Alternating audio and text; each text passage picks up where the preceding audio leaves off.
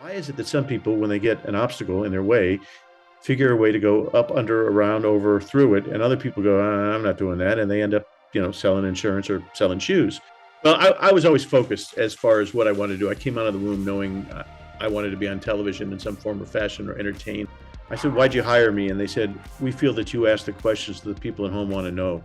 When Pryor was doing a show at NBC, he'd come in and say, I need 6 people for a sketch. Who wants to come? Get in the car. We're going over to NBC. So the harder you work, the luckier you get. People aren't willing to put in the time. People come to me and say, I want to be a host, or I want to be a performer, or I want to be a stand-up comic. What do I do? I said, go out and do it. If you have a plan B, the chances are you may go into plan B. So, just stay focused on the thing you want to do. Hey, it's Marc Summers, and you're listening to Airey Bros Radio. Stay tuned. Connect somewhat with someone who kind of has shaped our viewing childhood and lives with things like Double Dare and definitely with Unwrapped. And you've probably experienced some things along the way that, have those nostalgia feels for us in some of the different episodes of Unwrapped. So we are honored and blessed to have you with us. So thank you very much. Very kind to ask. I appreciate it. Yeah. And like Rich said, so I was born in 87, so huge Double Dare and What Would You Do was a huge part of my childhood growing up. And those were always things that I looked forward to watching. But now in my life, when I can't find my keys or when I can't find something, I always think I'm on Double Dare and I'm looking for the yellow flag. So that's always like... That's pretty funny. Great comparison there. So you were born in 87. We went on the air in 86. So people your age tend to lean more towards What Would You Do than Double Dare. Is that the case with you? Actually, both of them, because maybe it was reruns during the day, because I remember watching it at my babysitter's a lot, watching both of them. And it was almost like an infomercial for Universal Studios, because we used to go to Disney World, but, we would never go to Universal. And because of your shows, I always wanted to go to Universal. I wanted to go and get on. And it was always a dream to get on Double Dare. It never happened, but... Well, the big mistake I think Universal or Nickelodeon made was when they pulled out of that place. Because it was a destination. Prior to that, it was only Disney down in Orlando. And then when the Nick Studios opened, especially, doing the shows where people could come and become contestants pretty much the same day. I mean, we used to hold signs up at 8 a.m. Do you want to be on Double Dare? And some of them by noon were, on with their families. And it was a great opportunity. And then for some reason, 5 or 6 years after they started it, new management decided to shut it down. And to this day, I still have people say, are they ever going to open up Nick Studios again? And the odds are, I'd say, slim and none. And so that's how, in the beginning, they just pulled people in. It wasn't like signing up for tickets or buying tickets or anything. They were just trying to get people in the door, huh? When we started, we were the only thing on the Nick studio or on the Universal lot. It was all mud and dirt, and so our studio was the first to go up. So we would then have to use people from the surrounding area. But once we did the official grand opening, we would grab families right out of the crowds by holding those signs up. And the same thing, we would change an audience over 3-4 times a day. So one audience may come and see the opening of one show, and then we tell them to leave. And then we bring in somebody, the next audience of, I think it was 500-600 people, and they'd watch an obstacle course, and then they'd go away. And then we'd start a new show. So you could go and audition, you could go and sit in the audience. And it was a really fun time. And back in the day, it was also Guts and, numerous other game shows with me and Mike O'Malley and Phil Moore. And, you name it, we were all sort of working down there and having a good time. And as I say, it wasn't just a destination. Kids would say to their parents, let's go to Universal Studios so we can go see some Nick shows. And the sad part about it is that didn't exist very long at all. It was just a short period of time. Yeah, that's always something that's burned in my memory, and I never got to go to Nickelodeon and see a show. We did like a backstage thing once, but did you really? Yeah, I got to eat some gack. We watched someone get slime, but it was like a tour. It wasn't anything live or anything like that. So that was as close as I got. But one of the things I was really interested in when I was doing research, like Rich said, huge fans of your shows. I didn't know you were regular at the Comedy Store. And I really thought that was interesting. Here's a guy who I only know as game show host, television host, and you were a regular at the Comedy Store. So Well, I started off as a professional magician. When I first moved out to Los Angeles in 1973, I was a regular performer at a place called the Magic Castle, which is a private club still in existence.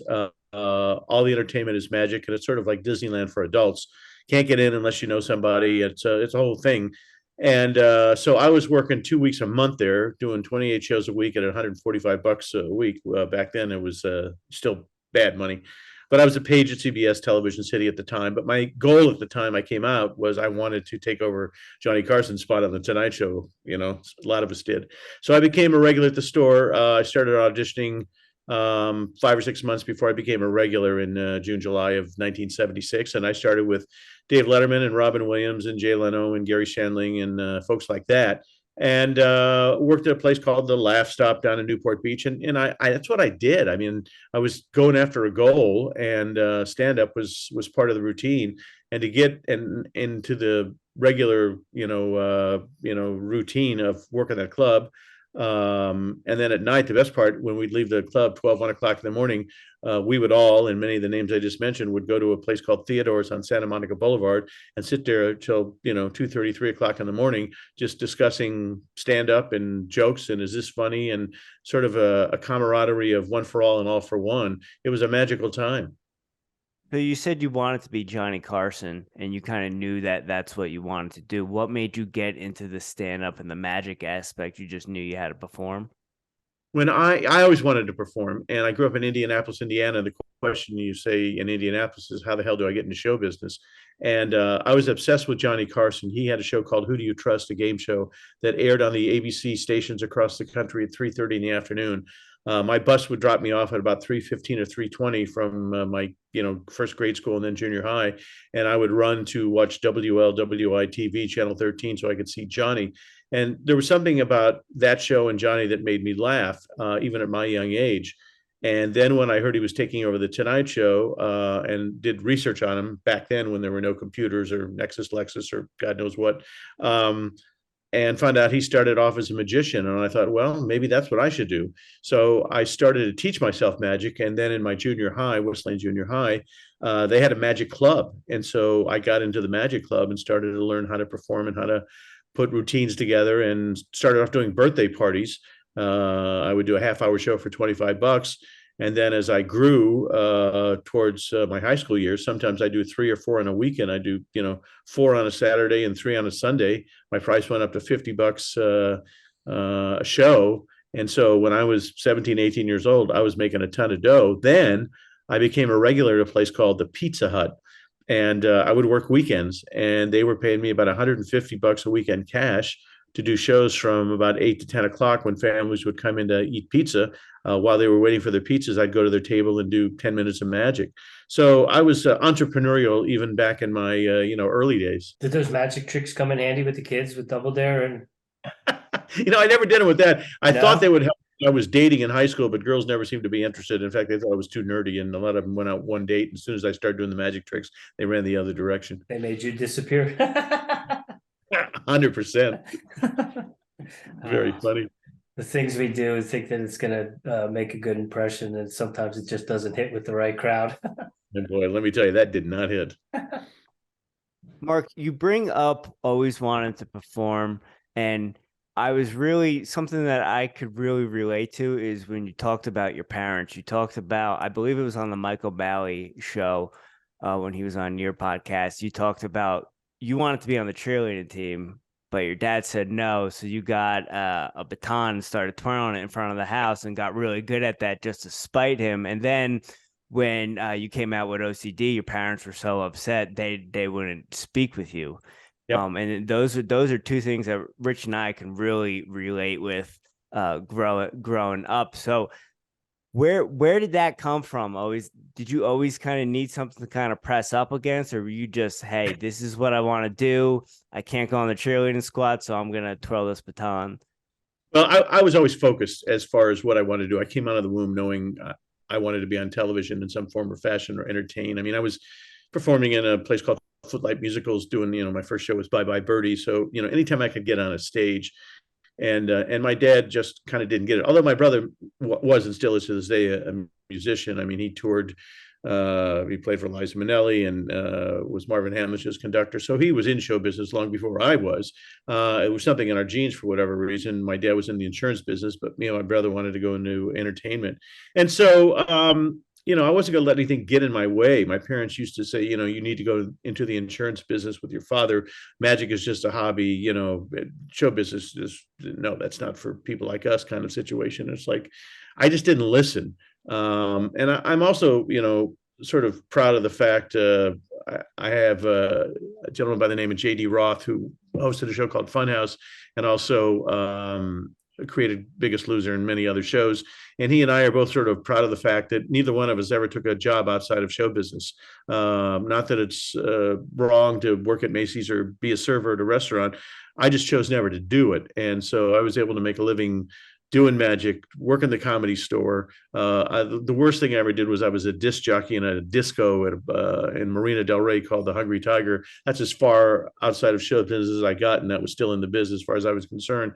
And so I think the whole thing about, and JD says it, if you have a plan B, the chances are you may go into plan B. So, just stay focused on the thing you want to do and work your ass off. And that's kind of what I did. And it took me a long time. From the time I landed in LA in 73 until I got Double Dare, I put in 13 years of hard work. But when I got the opportunity, it really paid off. If I would have gotten the Double Dare audition the first week I came out to LA, I would have never gotten it because I wasn't seasoned enough. But once I figured out what the hell I was doing and had enough experience, it was a perfect timing, right place, right time situation. I think you mentioned you were doing the radio thing when you were when you were like 15. Is that 15 WBMP, Elwood, Indiana. I worked on weekends doing 6 to 11. And then the guy, because I couldn't even drive at the time, the guy who drove me out there lost his job. And when I left, Dave Letterman took my place. I think Marc Marondin, you guys had a great interview. It shed a lot of light onto, some of the stuff we've been talking about. But I mean, it's fascinating that you've never had to, like you said, you stuck to the course and what your goal was. You didn't have to take a job outside of Hollywood, which I think a lot of people do. Even as a disc jockey, as a teenager, even, making hundreds of dollars on the weekends as a magician, mom and dad were still pushing the insurance thing, huh? Yeah, I thought it was, nice hobby. Take the safe path. Yeah, exactly. Yeah. I grew up with middle-class Jewish parents in the Midwest. And my dad started off with a liquor store, then a grocery store, and then he went in the insurance business.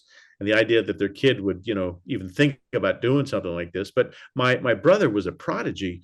And when he was 15, 16 years old, they used to pull up in these, more than a station wagon, but not quite of a van, and put his drums in their back, part of the cars and drive to Chicago. And when he was 16, he was playing drums for Johnny Mathis, and so they should have gotten it then, although they thought, I think he was weird as well. But they, people who knew people, we had a guy, Dick Dennis, who was an orchestra leader at our high school, who was a concert master for Henry Mancini. And, he spoke of this young prodigy, and one thing led to another. So, the fact that me and my brother both ended up in the entertainment industry from, our roots, was kind of strange, I guess. My parents just didn't get it. And they, by the way, I don't think they ever got it. Quite Really? honestly. No, I don't think so. Was that hard for you? Yeah, to a certain extent it was. You'd like a little pat on the back, a little support. My mother's favorite line, right up until almost the day she passed away, was, "Don't worry, someday you'll make it." That's what she used to say to me. Wow. Yeah. Moms. Yeah. They have a way of getting to you, don't they? They sure do. Have you and your brother ever had the opportunity to work together in any capacity? Sadly, we have not. He's a orchestra leader of many orchestras around the country, and he's slowly stopping because we're both in our 70s now and trying to take some time off. And he conducts the Santa Rosa Symphony Orchestra for 20 plus years. His last concert's coming up 23rd, 24th of this month, so I'll go up there and support him. We did do a concert thing together. I'm trying to remember. I came in and spoke or did something, and it was in the middle of his series, and that was kind of fun. I have a one-man show that we did 4 or 5 years ago that is coming back this summer. We're doing it at the Gretna Theater in Pennsylvania, right outside of Hershey, for 5 performances in August, and then I'm doing it for a month in Buffalo, New York, at the Alleyway Theater in I think September. And we're sort of working parallel throughout the years, but I don't think we've ever worked together in any way, shape, or form. That's interesting. Yeah, that was one of the first things I Supportive thought of. Yeah. What's the one, if you don't mind, what's the one man show entail? It's called The Life and Slimes of Marc Summers, and it's about growing up in Indiana, having parents who weren't very supportive, first discovering about my OCD, but not knowing exactly what it was, and then exposing that on national TV on a live talk show that I hosted for Lifetime Television, and what the trials and tribulations of that whole thing were, about how Double Dare happened, how I got it, and how it changed my life after working for 13 years to host anything. And then the ups and downs of the entertainment biz. 1 minute you're working, the next minute you're not.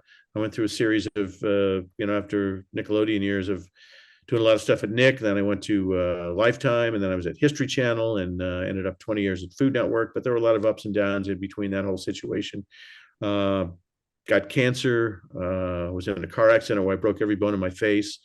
So in an hour and 15 minutes, we got through a lot of material, and it's not a down and depressing thing. There's a lot of comedy. We actually, in the middle of the show, break out into a game of Double Dare and bring contestants up from the audience and play the game and have some fun. And so I think it's a lighthearted, entertaining version of my life that's authentic, but kind of lets you in behind the scenes. Has it been fun to kind of get back in and flex that comedy muscle a little bit for you? Yeah, once you have it, you kind of always want to do it. I mean, I end up emceeing and hosting a lot of things here and there, some just because I want to, and some because people pay me a nice amount of change, and I do it. But yeah, I mean, once you're a performer, always a performer. And JD and I were talking about this. Given a choice of exec producing television shows or being a host, what would you rather do? And the answer is always, I'd rather host. You're in charge. Being out in front of that is great, and we've had some great success. Doing the other stuff. But I think once you get in front of that audience, there's no better feeling, especially when you score. Yeah. Are you a fan of comedy? Oh, hell yeah, absolutely. I mean, today's comedy, I'm not too sure of. A lot of it doesn't make me laugh. Joe Coy makes me laugh like crazy. I think he's hysterical. Sebastian Maniscalco, I think, does a great job. Berbiglia. I mean, there's some people out there that make me laugh. I mean, Chris Rock, although I wasn't jumping up and down about the last special, I've seen him live so many times, and I hurt. My stomach was killing me from laughing so hard at Chris. So there's people out there. Fluffy, Gabe Iglesias, quite funny. Yeah. There's a lot of acts that are quite entertaining and do great. I'm trying to think of the guy that God, he's an English comic, and I can't think of his name. Right? Maybe I can think about this for 2 seconds. Hold on, I may have a paperwork there. Oh yeah, Jimmy Carr. Jimmy Carr, who's an English comic. If you don't know him, look him up. He's coming to LA in December. I just bought tickets to go see him. He's quite funny. So I'm always looking for somebody. Some of it, if it's just one dirty word after another, I really don't have a lot of interest. But if you can tell a story and it's humorous and makes me laugh and makes me relate, I think that's great entertainment. And doing the one-man show where you're telling your own stories, kind of putting a comedic spin on it, do you get the itch to want to write jokes and go try to do a 30 minutes or anything like that, or are you good on that? Never again. It's the most painful thing ever. And I wasn't a great writer. I was lucky enough to have guys who were contributory towards me. I'd build an act that was okay, and they would help build it to where it needed to go. A guy by the name of Mark Scheffler, guy by the name of Alice Levinson, Glenn Super. These guys, some of them are still around and helped tremendously. But writing stand-up is brutal. Back in the day, I used to work, the Comedy Store had 2 locations, one on Hollywood Boulevard and one in Westwood near UCLA. And for those of us who were the up-and-coming comics and didn't have the material yet, she put us out of Westwood. And Gary Shandling was one of the most helpful people. He was a wordsmith, and he would stand in the back and watch my act and tell me, you got too many words in that punchline. Or if you take this word and put it over here and just move this one over here, you'll get more laughs. And son of a gun, he was always right. He knew how to build jokes so that they paid off in front of the audience, which is a rare thing. And he was a wordsmith. He knew how to do it almost better than anybody. Bringing up the Comedy Store, this wasn't a thought I had coming into this interview, but you triggered it. Do you have any Mitzi stories? I've got a million Mitzi stories. You know, What stands out about her to you when people bring her up? Because you hear about her being a legend and all that she did, but she was also a character as well. she was a character, no question about it. And she controlled, that world. If you could get on the Comedy Store, because back in the day when I started there as a regular, Norman Lear would walk in on a Tuesday night looking for people to, that's how Jimmy Walker got discovered, at the Comedy Store, and ended up in good times. When Pryor was doing a show at NBC, he'd come in and say, "I need 6 people for a sketch. Who wants to come? Get in the car. We're going over to NBC." I mean, those were the kind of things that were happening. And as you made your way there, Mitzi, if she trusted you, started throwing work your way. And she called me one day. She said, "Marc, you want to go do a show downtown for the shoe convention?" And I thought, well, what the hell is that? And it was a bunch of shoe salesmen from all over the country, mostly from New York, who came to the Shoe Mart in downtown Los Angeles. And they wanted me to do 30 minutes of stand-up. Well, these are just a bunch of guys who wanted to sell shoes and talk about, what was coming out in Oxfords and pumps next year. And the last thing they wanted was, please welcome the comedy of Marc Summers. And I just remember the louder I got, the louder they got, and they were not listening to me at all. And I finally just yelled in the microphone as loud as I could, "Shut the F up!" And everybody stopped for about 10 seconds, looked at me, and then just went on talking. And I thought I bombed, and I was getting paid a whopping $300 to do it. And I remember calling Mitzi on my way home, and I said, "Mitzi, I bombed. You don't have to pay me. It just didn't go well." And she said, "Well, let me find out."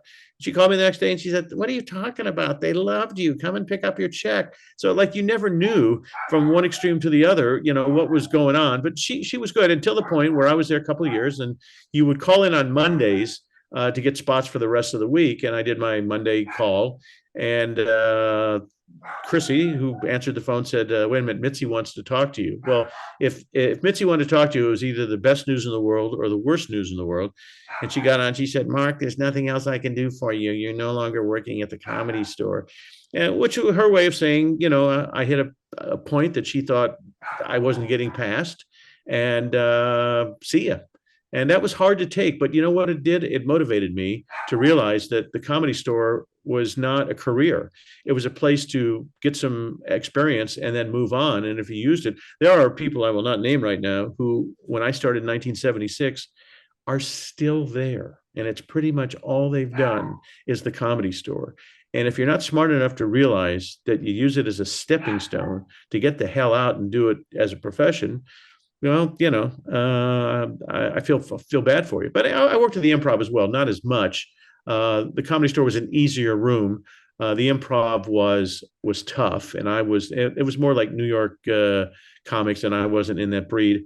But the best club I used to work at back in the day was a place called the Laugh Stop in Newport Beach. I used to open for Gallagher, and it was a great room. You could go in there and try out material all over the place, and for some reason, whether it was the shape of the room or the attitude of the room, but you could score on almost anything. And so if you were nervous and you'd never tried out material like at the Improv ever, you had to try it in another club. Sometimes I'd throw in a line or two new at the Comedy Store and it'd be 50-50. But at the Laugh Stop, everything worked. So that was a great place to get some confidence.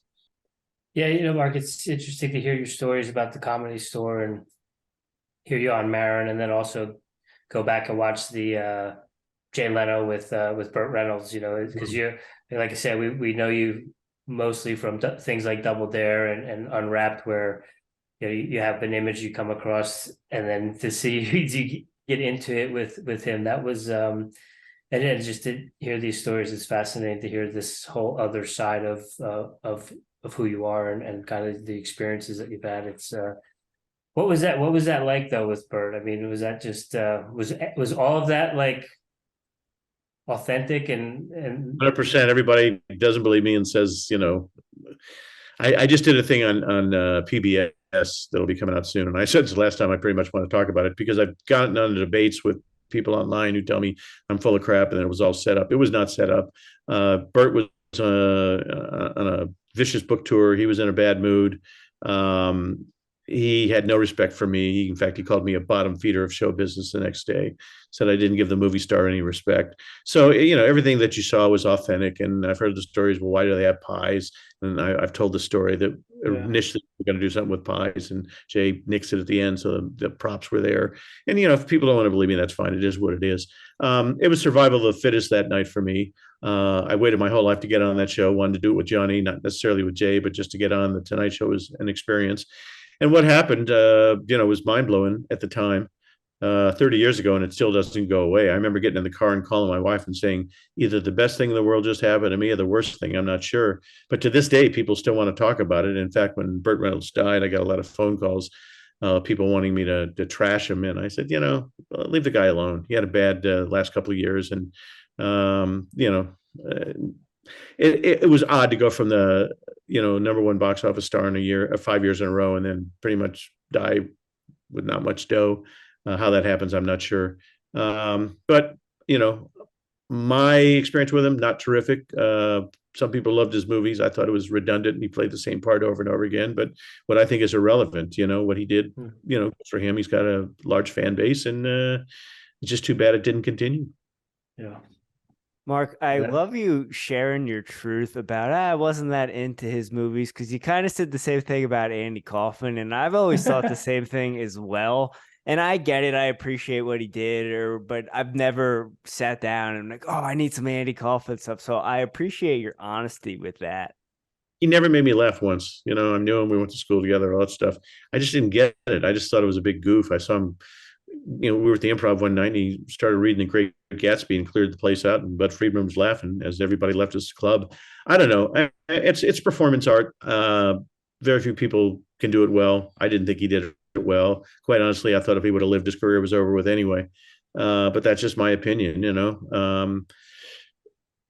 strange, very strange. And he still gets put on a pedestal. In fact, I went to Bud Friedman's service when he passed away a month or two ago, and people were just, hailing Andy. And it's like, okay, I don't get it.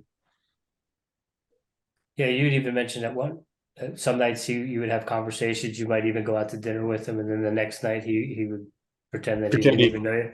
Yeah, he didn't know who I was. Yeah, I mean, it's like I used to say to him, "Andy, you want to play those games with other people? Go ahead. I'm not doing that." Okay. I mean, if you think that's humorous to go and have dinner with me and sit with me for an hour, and then the next day I walk in and you pretend that you don't know me, I have no time for that. I agree with you on that. You said you wanted to get on the Tonight Show your whole life, and you were not backing down. You were gonna make the most out of that appearance, and also all your training with comedy, right? Dealing with crowds and stuff like that. Was there something that kind of helped you get you ready for that, dealing with the crowd work? And do you have any advice to up and comers who might be in that situation one day, how to handle it and how to know, hey, you put your time in, you put your 13 years in, you're ready for this moment and own it? Well, people aren't willing to put in the time. People come to me and say, I want to be a host, or I want to be a performer, or I want to be a stand-up comic. What do I do? I said, go out and do it. It's not something you learn through osmosis.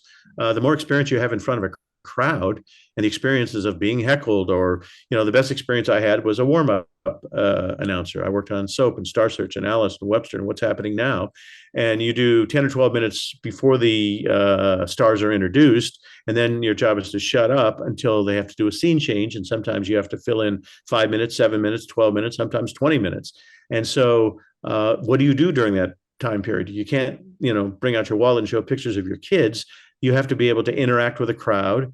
And some nights the crowd just isn't with you. And, how do you handle that? Well, when you do it for 10 or 12 years, you learn various things, little tricks along the way that work. There were certain fallbacks, as a magician. Initially, I would always have a few magic tricks because magic always worked. I could have people cut a rope and put it back together. I could have people find a card and, somehow discover it on the chair that they're sitting on, or various things I used to do, because I'd been doing those since I was 12 years old and knew they were home runs every time. And so you have to learn, your craft. And if you're not willing to put in the craft, I had lunch with Rosie O'Donnell recently, and her daughter said, "I want to do stand up." And Rosie said, "Are you willing to put in another 12 to 15 years before that happens?" Because that's what most of us did who were successful. A few people got lucky, and a year or two were out doing it. But most of the time, it takes at least 10 years to learn your craft, and most people aren't willing to put in the time. And it's harder. Back when I started, I had an apartment in Los Angeles. It was $125 a month. Well, that same apartment today is probably $2,000 a month. So how do you, uh, build your career when car payments are high, insurance is high, restaurants and food are high, and yet you want to go work basically for free because when you're doing that. Now, when I started off as a warm-up announcer, I started off on the Mac Davis show mostly at NBC. And I was working my ass off all day and night, and they paid me $300. And then it got better and better and better. And by the time I stopped, I was making a fair amount of dough. But now they're paying warm-up announcers on sitcoms $5,000 a night. Now, it's a tough job to get, but if you get it, you could do a sitcom on a Tuesday night and a Friday night. You can make $10,000 a week, 3 weeks of the month. That ain't bad. But there's only, 12 of those jobs open, and generally 4 people do those 12 jobs. And so are you willing to do whatever it takes to get to where you want to go? And I find that's the difference between success and failure. Most people don't have the makeup internally or the ability to stick it out while they're not making a living. Unless your father's a billionaire, how do you make it happen? Yeah, it's almost like the economy and those sorts of things have kind of phased out that. I mean, I'm sure there's some people that are having roommates and couch surfing and stuff like that. And you hear some stories of people living in their cars and stuff. But yeah, it's a different stuff to do open mics 5 nights a week when your rent's $2,000 a month. Yeah, how do you do it? Yeah, I mean, even let's say you get a job at a department store or Trader Joe's, whatever, and if you're at Trader Joe's or Starbucks, at least they're paying your medical. But I know people who, at the time, even back in my day, there were 4 or 5 people in a 2-bedroom apartment, people sleeping on couches and floors and stuff like that. But they were all kicking in 60, $70 a month to stay there. Now it's $600 or $700 a month. It's a different deal. Yeah. Do you still have any magic trick home runs that you use? Oh yeah. There's certain things I used to do in my act at the Magic Castle that often will carry along with me if I'm going into a situation that I'm not sure if it's going to work or not. And so it's nice to lean on something that has been working for 50 years and just go back to it. And it always grabs the audience back. In fact, when we do my one-man show, I open up with a magic trick early on, and just to establish the fact that I actually know what I'm doing and stand by, because there may be more of this along the way. And it's been fun. There's got to be great icebreakers. Yeah, truly. Yeah. Marc, your mindset is very motivating. Just, hey, you got to get your time in. You got to put your work in. There's no magic.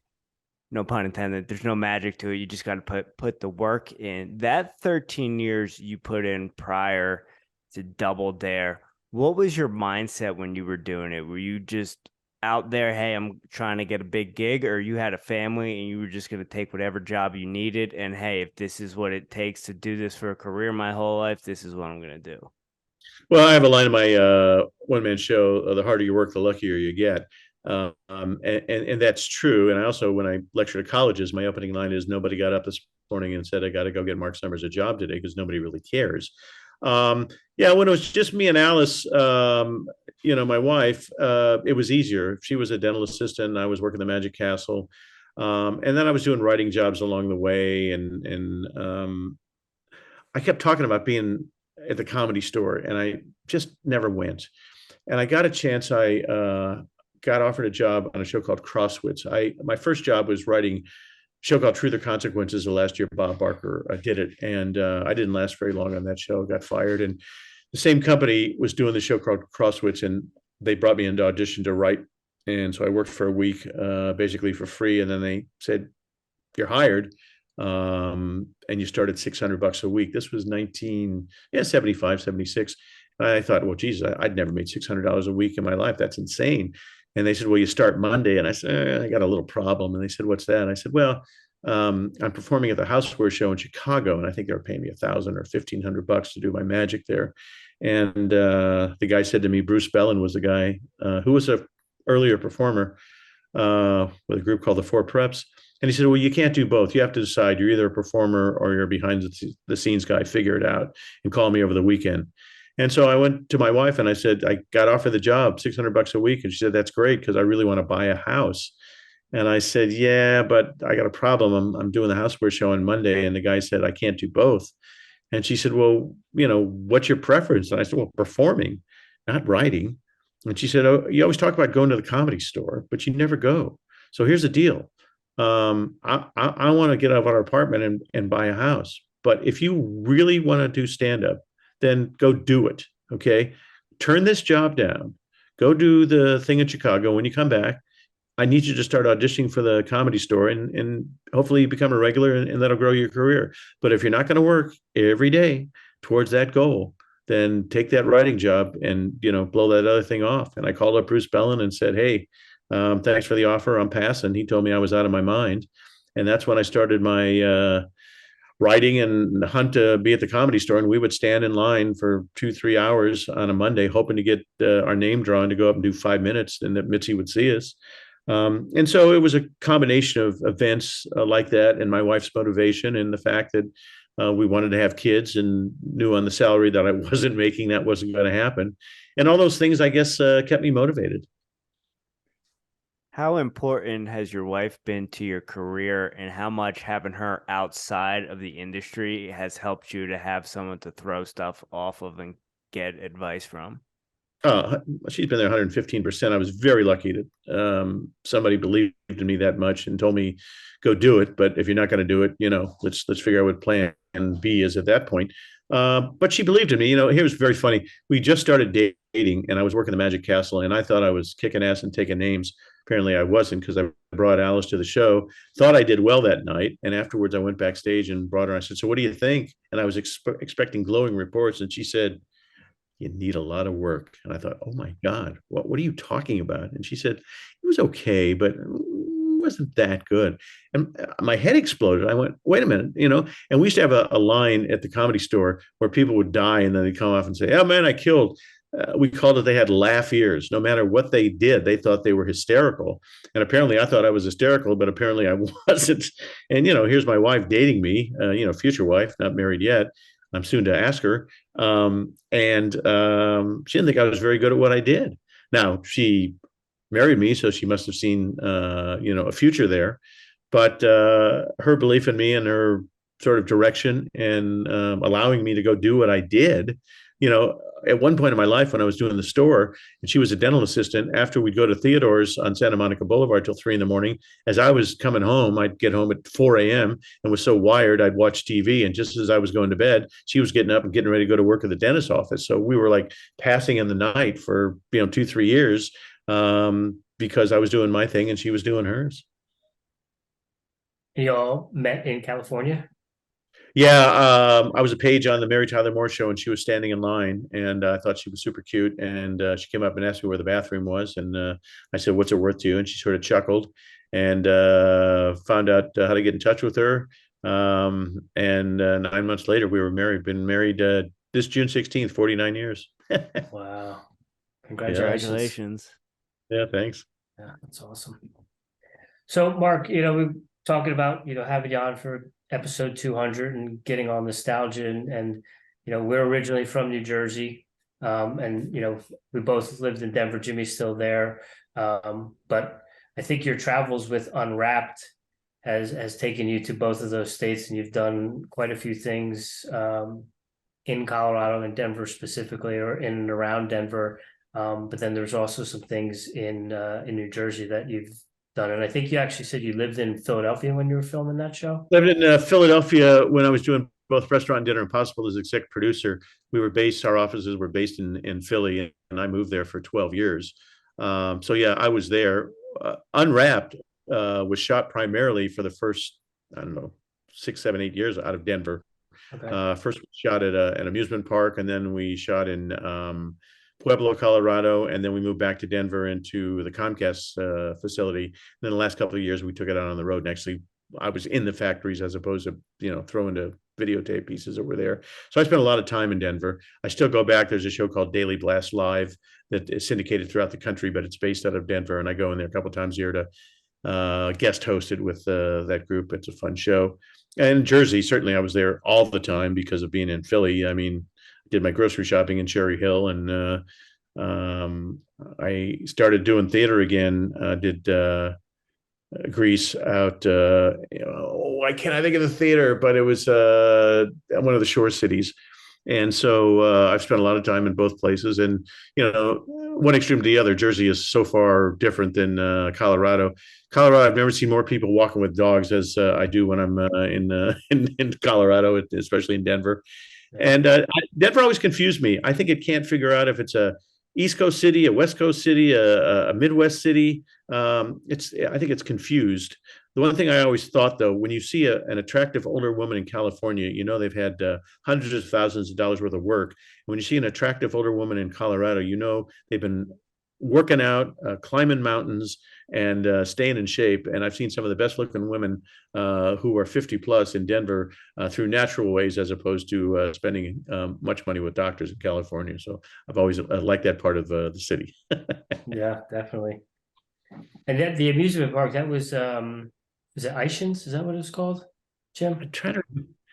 I don't remember the name of it. It was near Red Rocks, I remember, because that was pretty close as well. But I can't, this is so long ago, and I'm getting to the point at almost 72. I can't remember things anymore. So somebody was bringing up a show that I supposedly hosted that I couldn't even remember the other day. So it's not a fun part of my life, but things are slipping by occasionally now. And it's called the Drugstore down in Pueblo, right? Yeah. Wow, where'd you pull that up, man? Oh my God. Well, Pueblo is one of those places that seems like it's got some beautiful places, but whenever you hear people talk about Pueblo, they always make it seem like it's a very rough and tumble place, and it's a place in Colorado you probably want to avoid or just drive through. Yeah, it was kind of interesting. There wasn't a lot going on, but then we were working every day. We'd go down and shoot like 13 shows in 3 days. So, we'd get there at 9 a.m, wouldn't get out till 6, 7 at night, go have dinner and go to bed. So, wasn't a lot of activity there that I remember, and got caught in a few snowstorms trying to get from Pueblo back to the Denver airport. And sometimes it wasn't very successful because some of those snowstorms there were intense. Yeah. And the thing with Denver, Colorado, it's going to change too. So you might have a snowstorm today, tomorrow it's going to be sunny, and it's all going to be melted. So that is a plus. But I do agree with you where I think there's so many transplants. It's hard to get an identity here. I agree with you with that. With all the episodes you've done of Unwrapped and doing What Would You Do and Double Dare, having a presence on television, executive producing, hosting, producing, do you have any dream passion projects that you want to do that you got kind of holding back, that this is kind of what I want to do before I call it a day in the entertainment business? I used to, should I be, I was on the Today Show fairly regularly doing Unwrapped segments for a long time. And then if there was a game segment or something, I would be brought in. And I've been doing The View since 1999 until John McCain's daughter came on and refused to do any segments. So that all stopped. But I've been doing that show, forever. You know what? You get to a point where, at my age, they ain't hiring guys my age to host shows anymore. Could I still do it? No question about it. But, they want a 28 to 32-year-old actor, performer. They're looking for different stuff. So the only thing that is missing in my life right now that hopefully will happen is part of the reason of bringing back the one-man show is I always wanted to be on Broadway. No, that's not going to happen. Although I did audition for some stuff not too long ago, didn't get it, but I finally got nervy and gutsy enough to sing and do some auditions. A Waitress was the last one I auditioned. Sadly, didn't get it, but I want to take the one-man show off Broadway. And so that's the goal of bringing it back this time. Doing these performances, trying to bring in enough producers from New York and see if we can put it up for a couple of months in New York. That would be fun. But I don't have any strong desires. They brought back a show called Split Second, which I used to love on Game Show Network. But I'm at a point. There used to be a time when I didn't even have to audition. They just call my agent and say, "Will Marc do the show?" But now I'm at that stage of my life. It's the old thing: who's Marc Summers? Get me somebody who's like Marc Summers. Who's Marc Summers? And sadly, some of the executives now, I've been in the meetings now where people have never heard of me, which it is part of the deal. They didn't do their homework before I walked in. But sometimes when I'm getting ready, people ask me for an autograph, and I'll say, "Were you a fan of Double Dare or Unwrapped?" And they'll say to me, "What's Double Dare?" Because they only know me from Unwrapped. And so, those kind of fun wake up call moments that happen when you've been doing this for 50 years. You know, Plus, I'm not on TV as much as I used to be. So, and by the way, getting recognized is not anything that I really care about. But when you're on TV a lot, people stop you regularly. They hardly stop me now. And by the way, that's a good thing. So I can eat dinner and not be bothered. People are nice. I did something recently called 90s Con. It was in Hartford, Connecticut a few weekends ago, and they brought in people from the 90s, and they had, a whole staff of, cast of Full House. Joey Fatone was there, a friend of mine. Shannon Doherty was there, Melissa Joan Hart, a lot of people that we all grew up with, many who were Nick people. And for 3 days, you do, speeches, and people come and do autographs and take pictures or whatever. And I'd never been anything like that before. And you don't realize the impact that you have on people. People brought pictures of me with them when they were 9 years old, and they came to a show that I was, we toured that thing for ever. And a lot of people paid extra to go backstage and do a meet and greet. And they have pictures of them when they were 9 years old, me standing there with my arm around them, and they're wearing their Double Dare t-shirts and stuff. Or they were on another show I did, Couch Potatoes or whatever. And, when you've been doing this as long as I have been, you touch a lot of people's lives, and apparently it was an important time in their life. And I'm just flattered that anybody remembers. People were bringing me gifts. One guy made me a rug that looked like the nose from Double. And it's just cool. People couldn't be nicer, and it's very sweet. Yeah, I think I was born in 76, so Double Dare was the peak of my middle school kind of time. And then I mean, you flip it through the channels as a college kid, or that age, and you catch an episode of Unwrapped, you're sitting down and taking that in and watching that, and hoping like there's a marathon on. Yeah, or like I said, sometimes being from the East Coast in New Jersey, you just happen to be at a place that was, maybe it was in Asbury Park, or maybe it was a restaurant or something that we had been to, and it just draws you in. So it's you've definitely been a part of our lives in some weird Hollywood entertainment kind of way. But yeah, I mean, we've grown up with you in a sense, and to hear the backstory and the stuff that you did with on Maron, and then to listen to your show, which we want to talk to you a little bit about too. It's fascinating because we know you as Marc Summers, Double Dare, Unwrapped, but to know as comedy fans, to know that you came up in like the most important time at the Comedy Store, and to hear, like Jimmy said, Andy Kaufman never did it for me, so I never understood why people were into it. Then to hear you say, like, yeah, it just never made me laugh. It's just it's pretty awesome. So, who makes you laugh now? Joey Diaz. Yeah, Joey Diaz a little bit. That's just a Jersey thing. I do like Joe Coy. I think Tom Segura is kind of funny. Bert Kreischer from time to time will make me laugh. Some of his stuff, not so much. I've been a fan of Joe Rogan and his podcast for a while. His comedy is hit or miss with me. I think it's one of those things too, where people come in and they're hot for a minute. And then, like you said, they don't really make me laugh anymore, or it's just, as I get older, I'm 47 now. So like a lot of times the over cursing and that sort of stuff, sometimes the language is a turn off for me. So yeah, me too. Did you watch the documentary that Mike Binder did on Showtime about the history of the Comedy Store? Not. No, I did not. You should check it out. The first two episodes I really loved because it was there when my era was there. When they get to the Joe Rogan era, I've never understood. I don't get him at all. Once again, different generation. I know he's beyond successful, and congratulations to him. I just don't get it, and as the same way when I was growing up, my parents maybe liked, Milton Berle or something. And I thought, well, that's old school comedy. That doesn't make sense to me. He was the next step up. And once again, not my cup of tea, but I applaud anybody who can, magically pull off what he's pulled off. And he's obviously maybe the most successful podcaster out there. And, Marin, I was actually nervous to do that show. I had been on Oprah a couple of times. I had been on the Tonight Show, been on Stern a couple of times, but Marc made me a little nervous because he's so darn good at what he does, and he's a pro and been around. So, but it's good to get nervous. By the way, I think it's helpful in many ways. Did you guys do that in person? Yeah, went to his house and did it. It was cool. Okay, in the garage.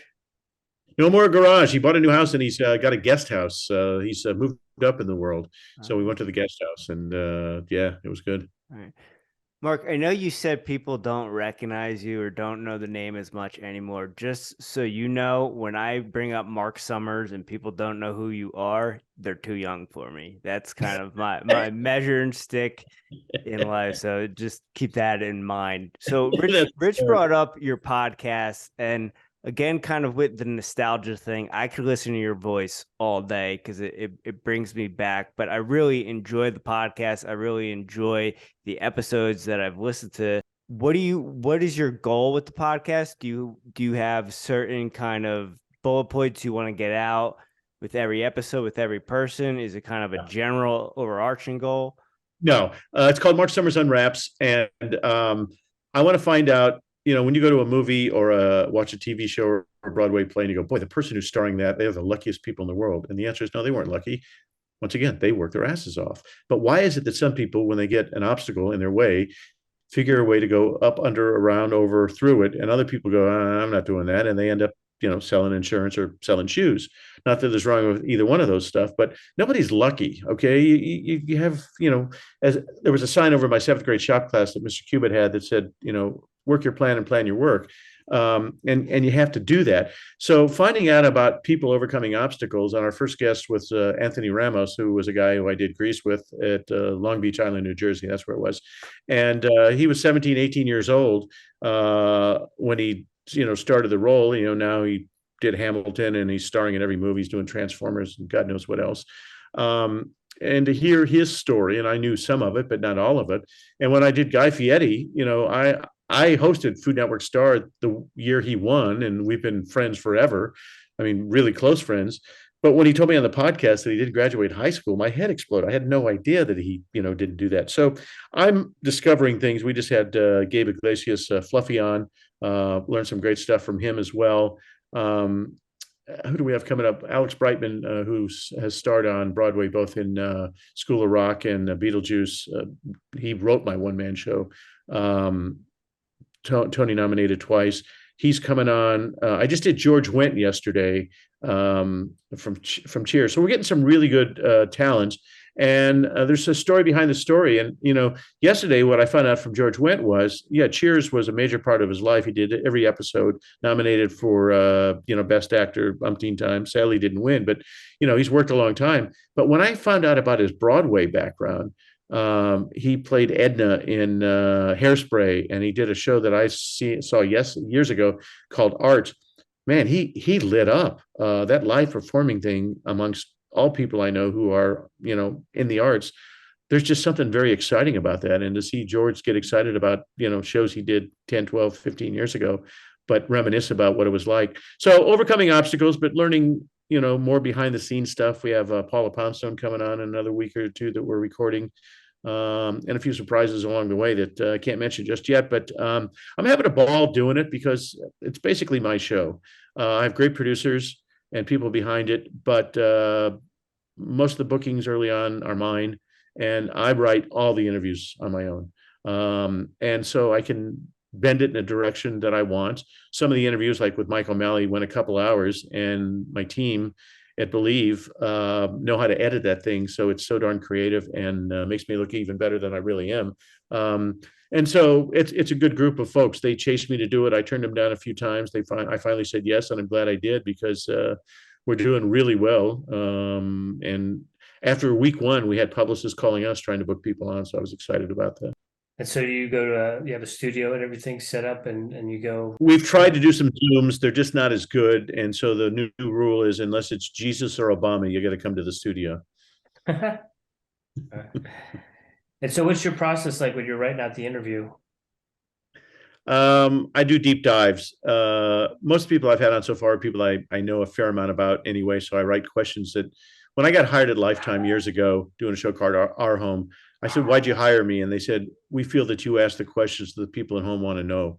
And so I try and write those up front, and then I go way too deep sometimes in the search online to find out things that, like I didn't know that George Wendt was in the Michael Jackson video Black or White. He played the father. I had no recollection of that until I pulled it up online, and there it was. So, there are Michael Jackson questions that I got to ask that I, had no intention of asking because I didn't remember, about George getting, tossed out of Notre Dame College because his junior year he just didn't go and got a 0.0 grade point average, and how he didn't know what he wanted to do with his life, and for 2 years just wandered around Europe. And these are things I wouldn't have known about, but I'm able to ask some questions that sort of lead into different parts of their lives. He didn't want to talk politics or anything controversial, and I don't do that anyway on our show. And I think he was happy to kind of just talk about himself and answer things that maybe nobody's really asked him in an interview. And that's what I try to do. I try to get into somebody's lives because when COVID happened, I got asked to be on every podcast, and stupidly I said yes to all of them. And after about 9 months, I stopped because everybody was asking me the same 7 questions. And I thought to myself, you know what? You're not doing your homework. So now, if I get called to do a podcast, generally I say, write 5 questions that I've never been asked, and I'll do your podcast. Well, most people don't even try. But if they come up with stuff or come close, then I'll be happy to do it. But for me to talk about, everything that I've ever done at Nick and all that stuff. And, you guys have been really good as far as, you skirted on the Burt Reynolds thing because I'm just tired of talking about it. But you had a point of view and you had a reason to ask and you were in and out and all that other kind of stuff. As you know, as you've done 200 episodes, this ain't easy. And sometimes you're only as good as your guest. And if you have, I always, Bobby Flay's a dear friend, but back in the day when I was doing Our Home and he was a young chef and we had him on because that's all we could book. I used to hate it when Bobby came on because everything was yes, no, no, yes. So what I put in the tomatoes, how many cup, I couldn't get anything out of him. Now you watch him, he's like a superstar. But once again, he had to learn somewhere. So he kind of learned on Our Home and a bunch of shows. And then eventually when he was tossed into the fryer, literally, and had to do it on his own, he became magical. And to me, there's probably nobody better on Food Network than Bobby Flay as far as hosting, producing, and making it happen. But once again, it didn't start that way. He had to learn how to do it.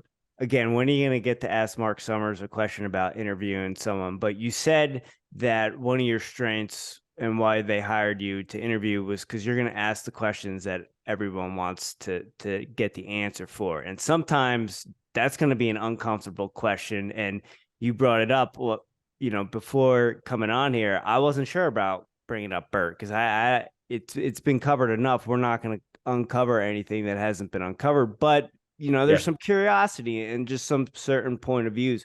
So where do you kind of draw that line of, I'm not going to ask this question, or are you going to ask it because you want the answer? And if they choose not to, then that's their choice. Yeah. No, I have no filter. And, I always say that, I have OCD and the next step in OCD is Tourette's. And I'm like one step away from just saying anything, shouting it out and thinking about it later. And so it's worked for me in so many ways.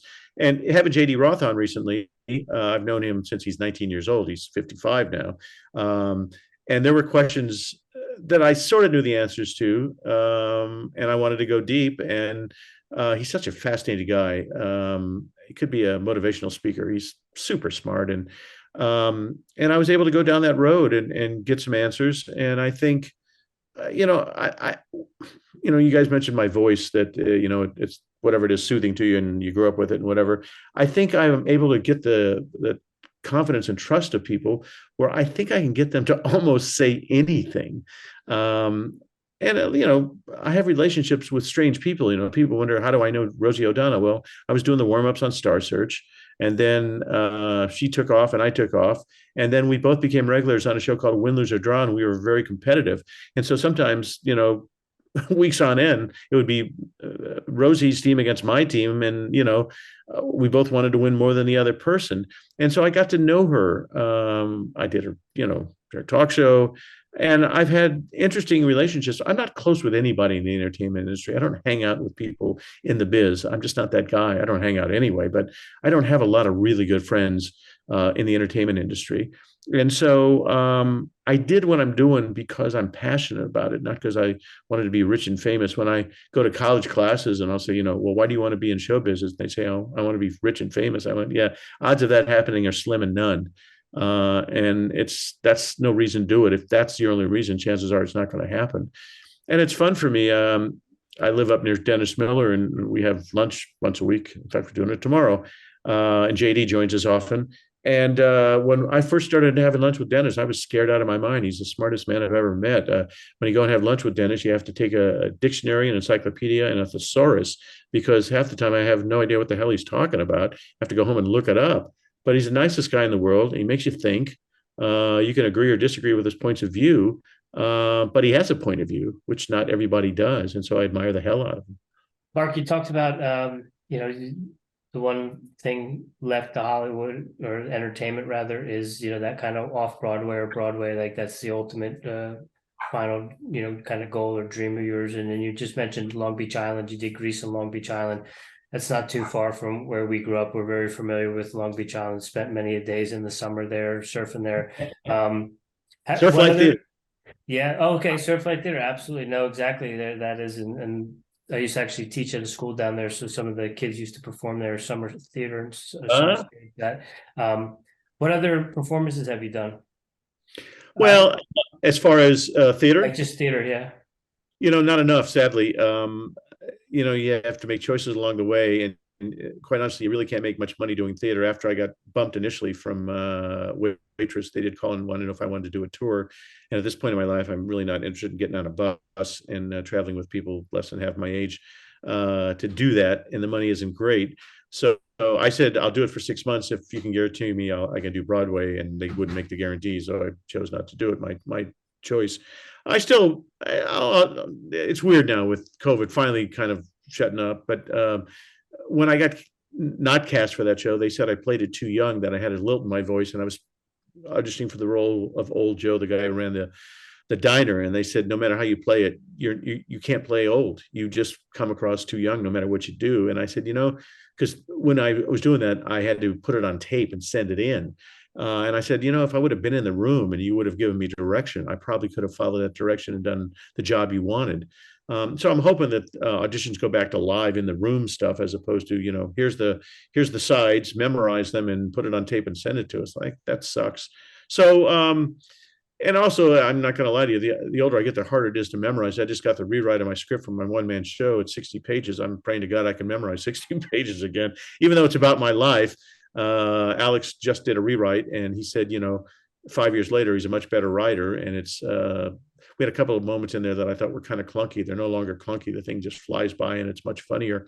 So it's up to me now to take what he wrote and put it on the stage the proper way. And so, I'm trying to get the word out there more and more that this is the kind of stuff I want to do. And maybe there's a lot of reminiscing, and people who grew up watching me are in positions to hire me now. So maybe if they hear I want to do this stuff, they'll throw a job my way. We'll see. Okay, right on. Well, we got a performing arts center down here in Oconee County. So if you ever want to take your show on the road to South Carolina, we could maybe see if we could get you at the Walhalla Performing Arts Center. How'd you end up down there? I took an opportunity to get back into coaching high school wrestling and teaching special education. Oh, nice. Congratulations, man. That's great. Thank you. Yeah. Marc, Yes, I could pick your brain all day, and the more and more we talk, the more and more I want to talk about that. But I want to be super respectful of your time. I want to thank you for not giving us the 5 questions. We would have took the physical challenge though for Marc Summers for sure, 100%. Marc, we got 4 rapid fire questions we ask all our guests. Okay. First one I got for you is, are you a coffee drinker? Never drink coffee. Nope. All right. Any caffeine, tea, anything? Yeah, I'll drink English breakfast tea occasionally, but that's about it. Never got into coffee. Okay, right on. Mark, do you have a daily practice or ritual that you do on a regular basis to show up as the strongest version of Marc Summers? I try to walk 5 miles every day. Where I live is beautiful. I go to the left, I'm in the mountains. To the right, I'm near the ocean. It's great. Just kind of clears my head out. And depending on what kind of day I'm in, sometimes I can do it about an hour and 20. Some days I lag and it's more like an hour and 50. But it just makes me feel good and clears my brain out. Is that a first thing in the morning kind of thing, or just whenever the Yeah, mood strikes you? after I watch the CBS morning show and then throw on some clothes and run out. We've had so much rain up here recently. It's been tough, but I look forward to it every day. It's just and you gotta. I'm trying to stay in shape, which is harder and harder, and so it makes my life a lot easier when I do that. Awesome. What are you listening to right now? Music, podcasts, audiobooks? Are you reading anything? I'm I'm online watching Joe Coy a lot. I love him. He makes me laugh, and so I sort of track stuff down that he does. And when I'm doing research for my podcasts, what I do is try and find other shows that my guests have been on. Like when I was prepping for JD Roth Sunday, I think I listened to like 3 hours of stuff he had done because I want to know. I know I'm not going to be able to write. I wrote probably 10 or 12 pages on JD. I got to 5 or 6 because he comes up with answers that are better than I would have thought, and then we go another direction, whatever. So I try and get as much information as I can on people. And some podcasts are tedious and painful to get through, but I need to get the information. And others, flow by. And I always love Dana Carvey, and I try to listen to stuff that he does. And he's always been very entertaining. I listen to Bill Maher a lot. I one story that I'll let you guys go. Back when I was living in New York and he was doing Politically Incorrect in New York, sometimes they couldn't book it. The show wasn't half as popular as it has become over the years. And so I get the call one day to go do the show. And I stunk up the place so bad. I mean, it's funny. I had the DVD in my closet, and to this day, I've never watched it because I knew how much I sucked when I did it. And we always have this joke that when talent gets off stage, they always go to the exec producer and say, "How did I do?" every time. And I remember going to the exec producer to ask him the question. He saw me coming. He turned around and ran. So I just knew I had bombed. And somehow I've never been invited back, justifiably so. I'm not smart enough to be on that program. But I love listening to Maher, whether I agree or disagree with his points of view. I agree most of the time. He's pontificating a bit now. But maybe he's earned it. So that's kind of what I'm listening to now. And then I listen to James Taylor all the time. It's just kind of my musical guru. Okay. Are you when you walk, do you listen to music or anything, or do you go just tune into nature?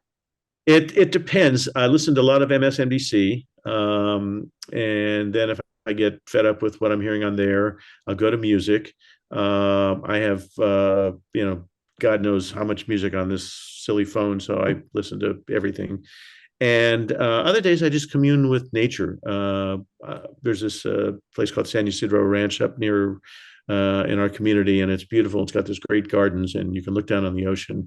And some days I just take a walk up there and contemplate my navel and look how beautiful it is, and realize how lucky I am to live where I do and experience the kind of things that I do. So I don't take anything I've done for granted. I know I've worked my ass off to get there, but then I feel very thankful that I've been able to accomplish, most of the goals I went after. Excellent. Last one for you, Mark. Yep. Do you have a guilty pleasure? Do I have a guilty pleasure? I can't think of one, quite honestly. No, I mean, I'm a big Boston Red Sox fan. I've been disappointed. We're either in first place or last place, so it's been frustrating. And we lost today, 10-9. Day one as this is the opening of baseball season, so I'm hoping it's not a forecast of where we're going this year. But no, I can't think of any guilty pleasures. Do you have one? What would be your guilty pleasure? For a while at the beginning of wrestling season, I was doing a weekly trip to Five Guys Burgers and Fries. Oh, the best. And then Five Guys has the best hot dog in the country. Did you know that? I did not. Really? Oh my God. I will go in any city and have a hot dog at Five Guys. They are magnificent, man. I got to tell you. Okay, I will check that out. Marc Summers Yeah. pro tip. Yeah, definitely.